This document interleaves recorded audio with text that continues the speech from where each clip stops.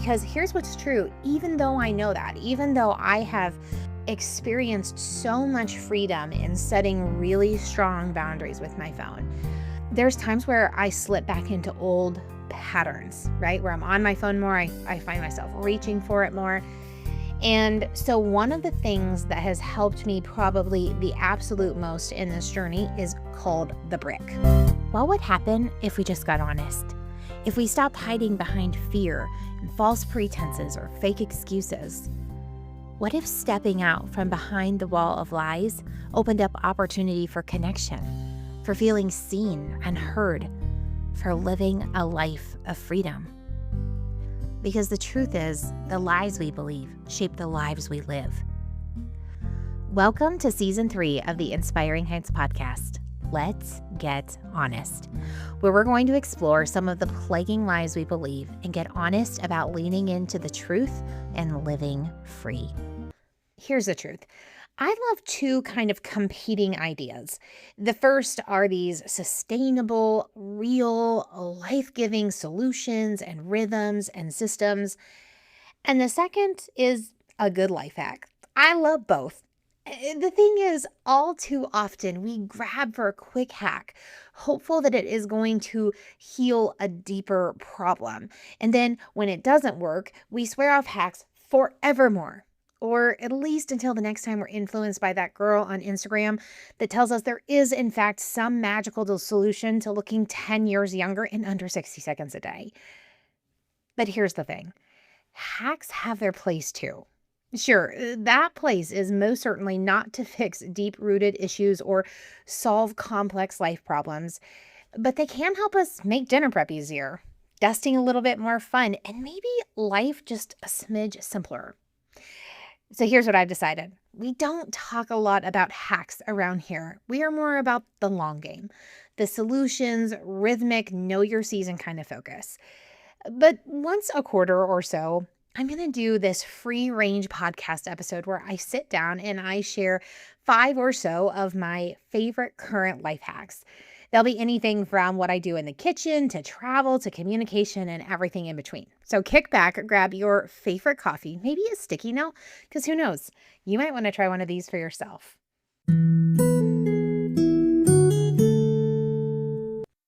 When I started taking steps towards a lower tox lifestyle, some of the swaps were easier than others, like replacing artificially fragranced candles with essential oils diffusers, easy. Swapping out plastic containers for glass, not terribly hard. But finding a foundation that gave me the coverage that I wanted and fit into my desire for cleaner, lower tox beauty, that felt nearly impossible. Until I found Crunchy. Crunchy is an EWG verified clean beauty company that made finding products I feel good about using and that actually perform the easy part. From skincare to makeup to body care, Crunchy offers a wide range of clean beauty and personal care products, making it easier to be more intentional about what you're putting on your body. And honestly, I'm just pumped to have finally found a foundation that I love. I mean, it covers what it needs to, it stays put all day. That doesn't make me feel like I have to choose between performance and my desire to live a lower tox life. So if you've been wanting to make the switch to cleaner beauty, but you just have felt a little stuck, I'm going to leave my Crunchy link in the show notes below so you can take a look.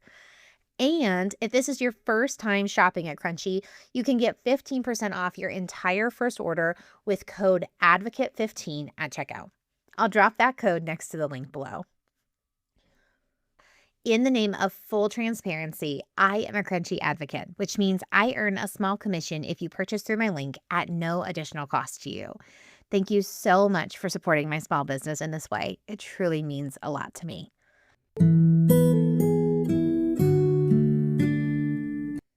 So for about 9 months or so, I have been really focused on having a healthier relationship with screens, particularly my phone. And actually, it hasn't just been me. My husband and I have sort of been on this journey together. And I started first, and then he kind of followed as time went on. And I don't mean to belabor a conversation about how social media is distracting, okay? I'm not going to beat that today. But what I do just like to say anytime I'm given the opportunity is that I don't think we recognize until we intentionally step back and try to look at the bigger picture. I don't think we recognize how our phones are distracting us, even when we are not on them. So here's the deal. You open up the news app, you open up Instagram, you open up Facebook, you open up your email, you open up the weather. It doesn't actually matter what it is. You open up Amazon, Target, Walmart, whatever it is, right? And you're scrolling through whatever that it is, and those things are imprinting on your mind. Headlines, this thing we need to buy, that weather storm that's coming in, blah, blah, like all these things are imprinting on our minds, right?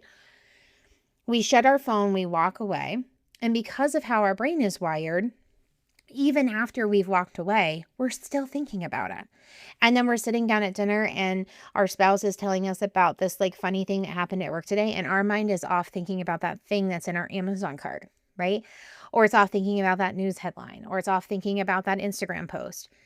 So when we step back, like when we draw really firm boundaries around the time that we have with our screens, our brain has more space to engage with the thing that's in front of us, right? Because it's not meandering, it's not thinking about things because we haven't put a lot of other things in for it to think about, right? At least that's like pulling our distraction so readily. And that's part of why our distraction gets pulled so much is because our input is so heavy, like it's so constant, right? Okay, I promise you I'm not going to belabor that. That's all I'm going to say about it. But here's the hack I have found, because here's what's true. Even though I know that, even though I have experienced so much freedom in setting really strong boundaries with my phone, there's times where I slip back into old patterns, right? Where I'm on my phone more, I find myself reaching for it more. And so one of the things that has helped me probably the absolute most in this journey is called the brick. I have got a brick and I brick my phone.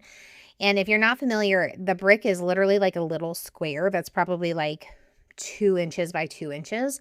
You buy it, it's like $50.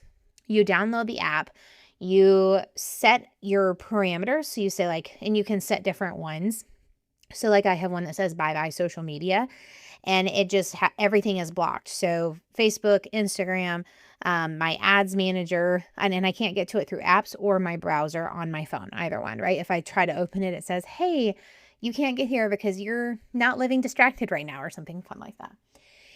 And so in order to unbrick, in order to get to those apps, I actually have to physically take my phone to the brick and unbrick, right?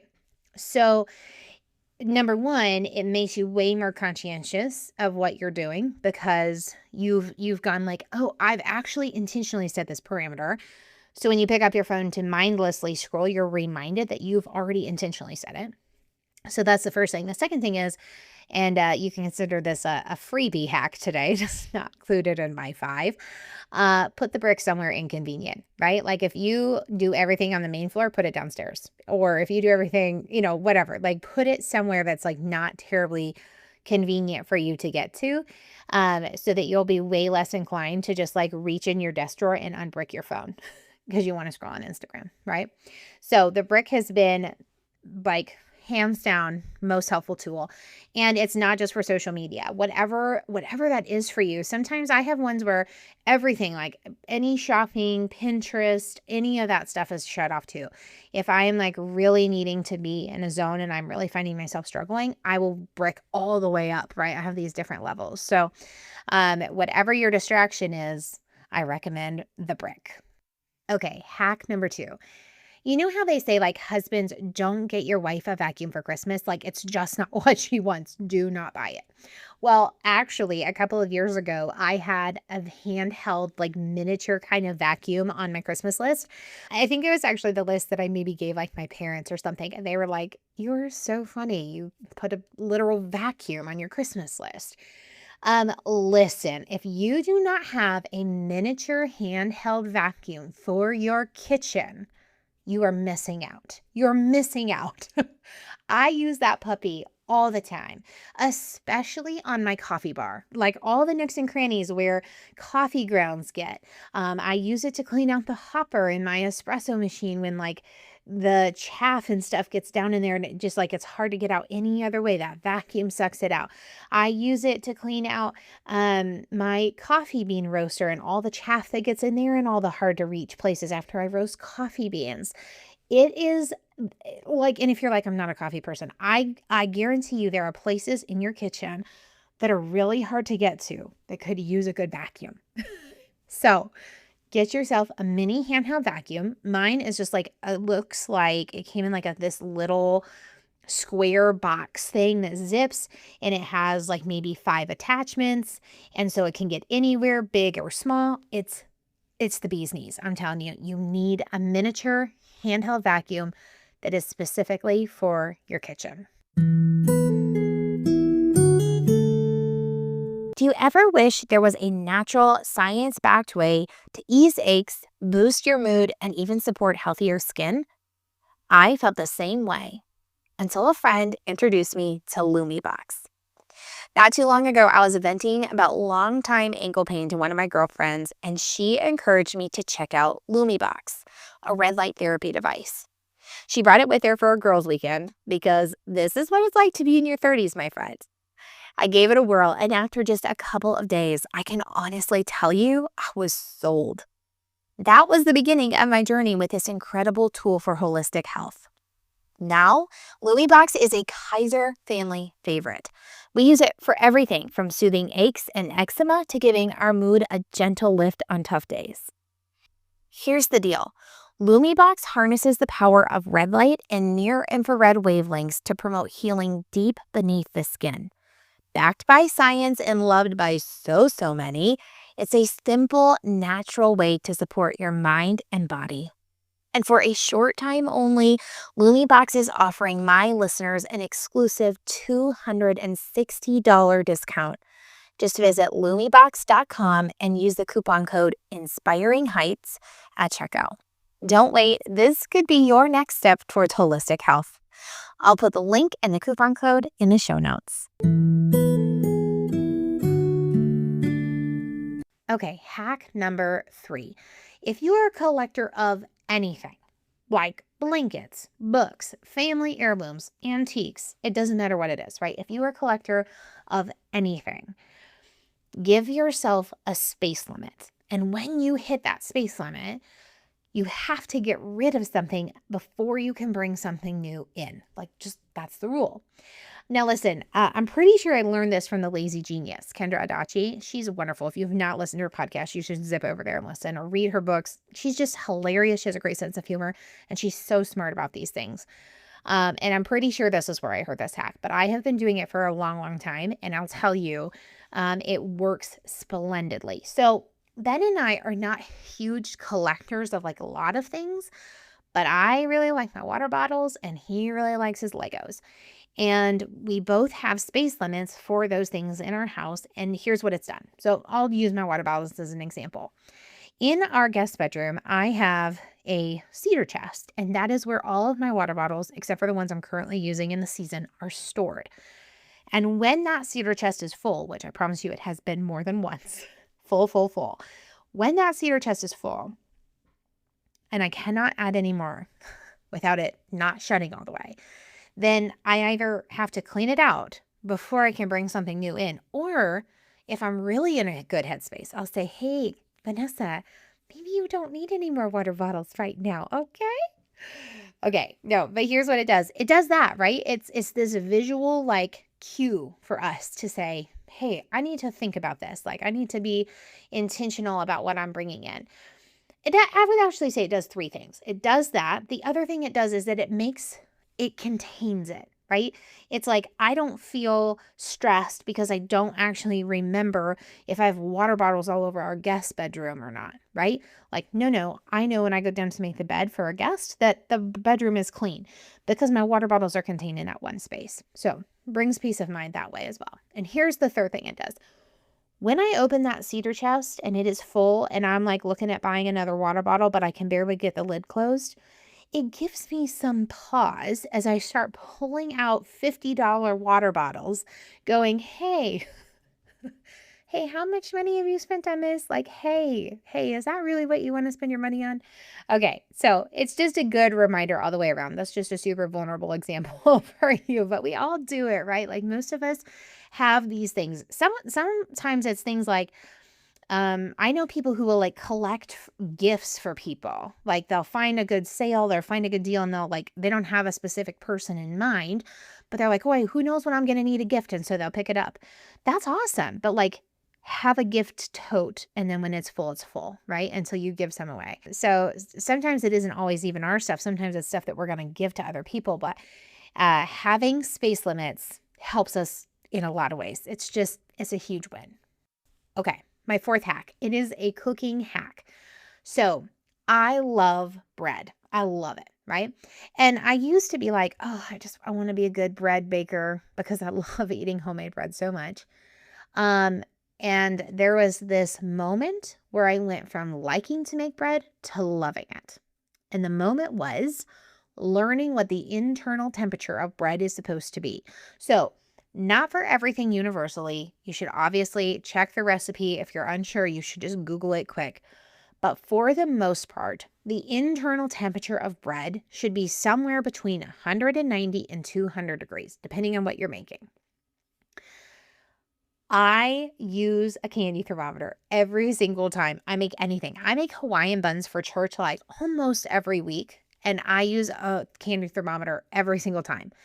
And guess what? Every single time they turn out done because I know what the internal temperature is supposed to be. So in case that is you, you're welcome. Use a candy thermometer, double check to make sure you know what the internal temperature is, and then stop guessing. Lightly brown is different for everybody, right?